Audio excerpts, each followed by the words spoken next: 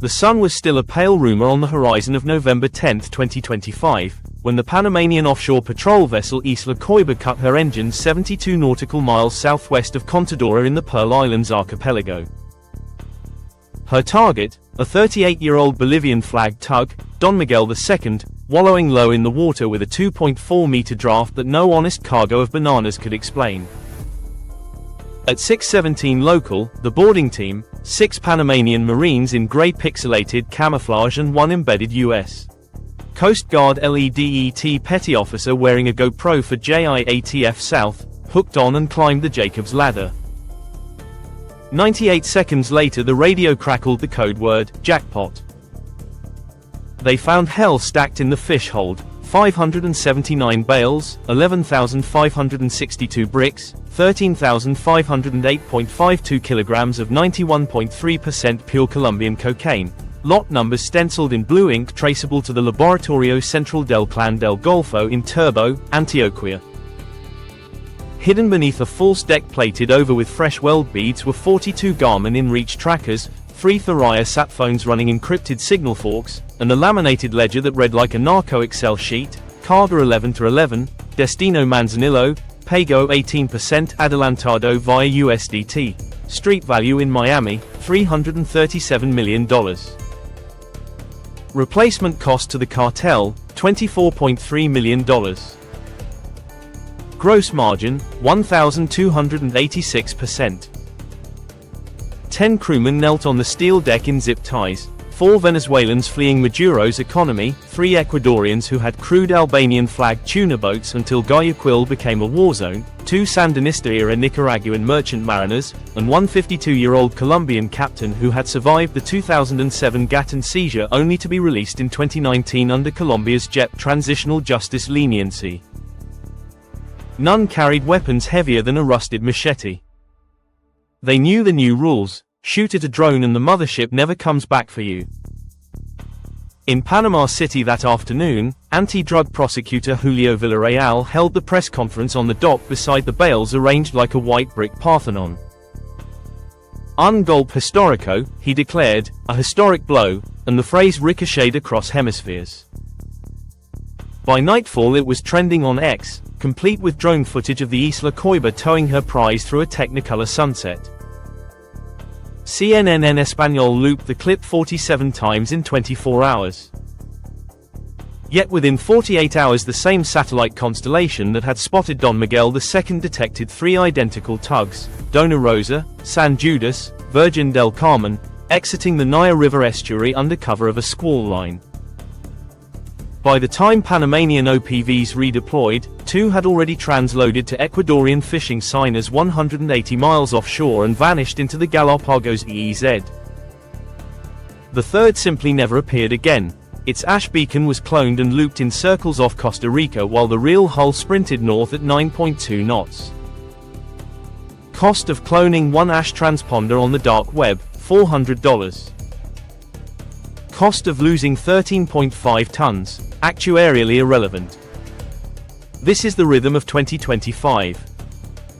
Panama seized 124.2 tons in 2024 and is on pace for 142.7 tons this year, numbers that would have been unthinkable a decade ago when Ecuador still pretended to control Guayaquil. The shift is structural. After President Noboa's 2023 war without quarter turned the port into a free fire zone, 1,200 homicides in the first quarter of 2024 alone, the Albanians, Mexicans, and Balkan clans simply moved 400 miles east. Panama's new Italian-built OPV 1900 quartet, Isla Coiba, Isla Sebaco, Isla Pedro González, Isla Iguana, each 87 meters of stealth composite hull and 26-knot sprint, now prowl a 72,000 square mile box the cartels call La Liquidora, the blender. The United States cheers from the cheap seats. Annual INL funding, $22.4 million for fuel, $18 million for spares on 4 ex-USCG Island-class cutters gifted in 2019, $9 million for 2 aerostat radar blimps tethered above Cologne. Total 2025 Hemisphere Shield allocation for all of Central America, $1.47 billion. None of it, 0. Allocated to demand reduction inside the United States. The same week Panama paraded its mountain of bricks, the CDC released provisional 2025 overdose figures: 114,387 dead, of which 31,400 involved cocaine, usually laced with fentanyl from the exact same Sinaloa plazas the Don Miguel II was feeding. Let us linger on the contrasts. In Portugal, where every drug was decriminalized in 2001, a 25-year-old in Porto can walk into a government dissuasion commission, admit daily cocaine use, and leave with a subsidized apartment, a nurse practitioner, and a job training voucher. Lifetime prevalence of cocaine use in Portugal fell from 1.9% in 2001 to 1.1% in 2024. Overdose deaths per million, 4.1. New HIV infections from injection, 38 last year.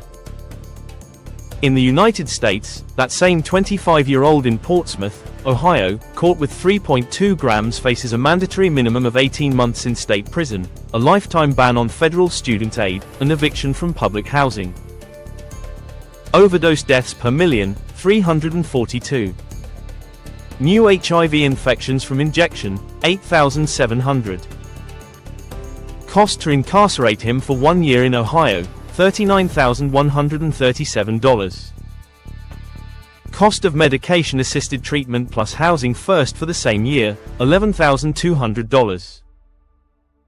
In Colombia, the farmer who grew the coca for Don Miguel II earned $1.42 per kilo of base paste, about $12 for a day bent double under a 40-kilo basket.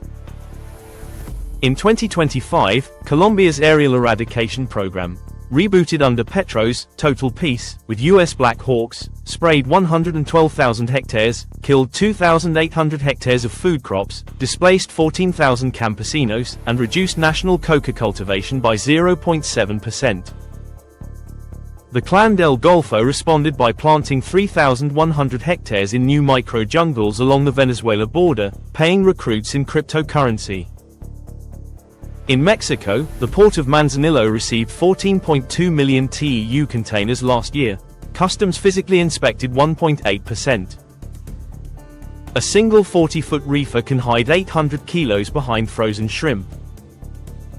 Mexican Marines seized 28 tons in Manzanillo in 2024, roughly one container in every 42,000. The Sinaloa cartel's logistics chief reportedly keeps a spreadsheet titled Perdidas Acceptables, Acceptable Losses, capped at 21%.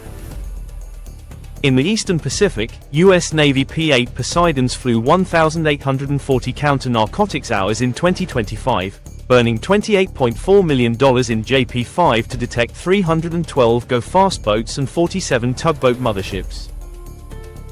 Success rate, 41 interdictions. Leakage rate, 4,200 tons reached North America anyway. Cost per seized kilo, $6,760. Black market price per kilo in Los Angeles, $28,000. Return on investment for the cartels, 313%. These are not isolated data points, they are the autopsy of a corpse we keep shocking with ever larger defibrillators. The $1.8 trillion spent since 1971 bought us cocaine that is cheaper, purer, deadlier, and more available than at any moment in human history. The 13.5 tons off Panama was not a victory, it was a symptom flare-up in a patient we refused to diagnose properly. Real alternatives exist, and they are no longer theoretical. Switzerland's heroin prescription program, 1994 present, overdose deaths down 64%, new HIV infections down 84%, crime down 60%. Annual cost per patient, $22,000. Annual cost to incarcerate the same patient in California, $132,000. Canada's British Columbia supervised injection plus prescription heroin pilot, 2023 to 2025, 2,400 participants, 0 fatal overdoses on site, 68% reduction in emergency room visits. Oregon Measure 110, 2020 to 2024, before repeal, funded 22 new treatment centers, reduced overdose deaths 14% in the first 2 years, cut arrests for possession 67%. Repealed in 2024 after a loving politicians discovered fear sells more votes than data. The sailors who boarded Don Miguel II deserved every medal Panama pinned on their chests. But medals do not treat addiction, dismantle cartels, or resurrect the 114,387 Americans who will not see 2026. Until the United States treats its own demand as the national security threat it actually is, until a regulated, age-gated, pharmaceutical-grade market replaces the blood-soaked black market, no seizure, no matter how cinematic, will be anything more than a postcard from a war we keep choosing to lose. Somewhere south of the Pearl Islands tonight, another tug slips her lines. Her name is already filed under a new flag of convenience, her hold already half full, her course already plotted for the same ravenous continent that still mistakes the sound of chainsaws for progress and the smell of gunpowder for policy. The moon is dark. The satellites blink. And the next, golpe histórico, is already loading.